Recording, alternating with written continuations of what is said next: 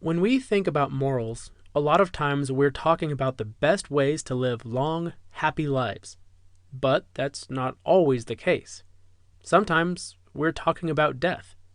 When is it best to keep someone alive, and when is it best to let them die?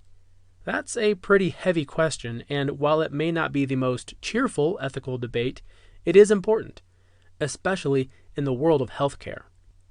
Medical professionals have a unique set of moral duties to their patients, generally wrapped up in the idea of do no harm. So, can it actually be harmful to keep someone alive? That's the debate the medical world is facing today. It may not be the most upbeat topic, but there's no point in avoiding it. Ethics aren't always just about long and happy lives. Can death be a more ethical choice than life? That's the question many medical professionals are asking, specifically in terms of terminally ill patients. Currently, modern medicine treats terminal illness, or sicknesses that cannot be cured and will result in death, in terms of making the patient as comfortable as possible for the remainder of their lives.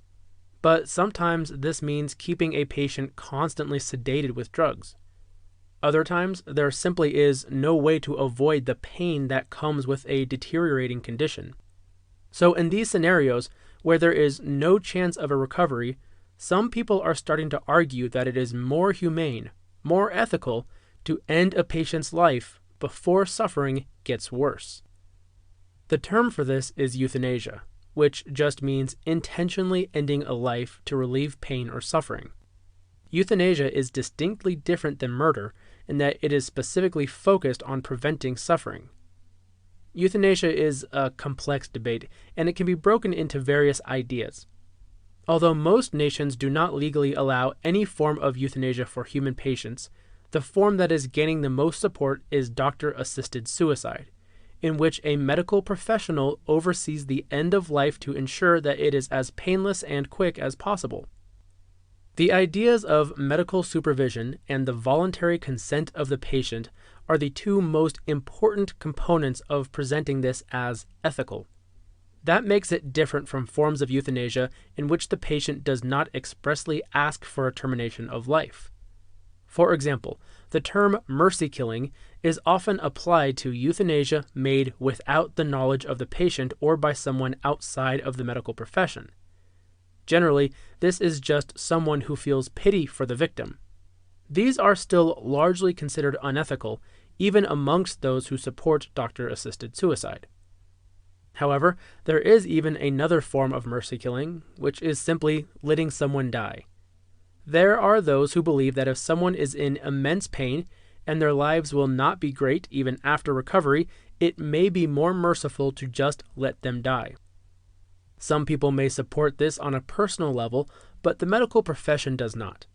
In almost all cases, the medical ethical duty is to provide care and prevent harm, which means not letting a patient die out of perceived mercy. So one side of this debate is focused on when it is best to let someone die. This ties directly into the other alternative, prolonging life. When is it best to keep a patient alive, and when can even this cross the line into unethical? Now, obviously, as long as the patient is conscious and recovering, this is not even remotely a debate. Even for patients with severe conditions, medical professionals will attempt to maintain the life of the patient for as long as there is hope of recovery. The issue arises with patients in comas or similar states where it's not clear if they will ever be consciously aware again. A patient with a prolonged state of unconsciousness and lack of response to external stimuli is referred to as being in a vegetative state. Very few people in vegetative states will ever recover, since these are generally brought on by extreme head injury.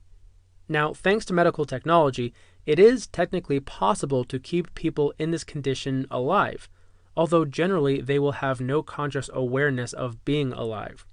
So this raises another ethical question. Is it more humane to keep someone alive knowing that they will likely never be consciously aware again, or is it better to let them pass away? One way that medical professionals draw the line is by looking for brain death, the irreversible loss of brain function, which is a way to officially determine that a person has died. But still, the question of attempting to artificially prolong life is tricky. Many times, this has just as much to do with families of the patient as the patient themselves. The choice to prolong life or to induce death can be something the family decides on in order to find closure and peace in an otherwise difficult scenario. In the medical world, one of the biggest ethical debates is the distinction between when it's okay to end a life and to what extent should life be prolonged. Despite the fact that medical professionals generally have a duty to their patients' welfare, many people argue for certain forms of euthanasia, the intentional ending of a life to relieve pain or suffering in cases of terminal illness. The most ethically accepted arguments for euthanasia support doctor-assisted suicide, which is when a medical professional oversees the end of life to ensure that it is as painless and quick as possible. This is different than a mercy killing, euthanasia made without the knowledge of the patient or by someone outside of the medical profession. The other side of this is the issue of prolonging life. Medical professionals generally try to keep patients alive, but medical technology that allows people to live on machines raises the question of the extent to which this is moral. Most people support the use of technology to keep someone alive who is in a vegetative state, a prolonged state of unconsciousness and lack of response to external stimuli. However, the line is often drawn at brain death, irreversible loss of brain function. These are all very important questions to ask. Not cheerful ones, but important.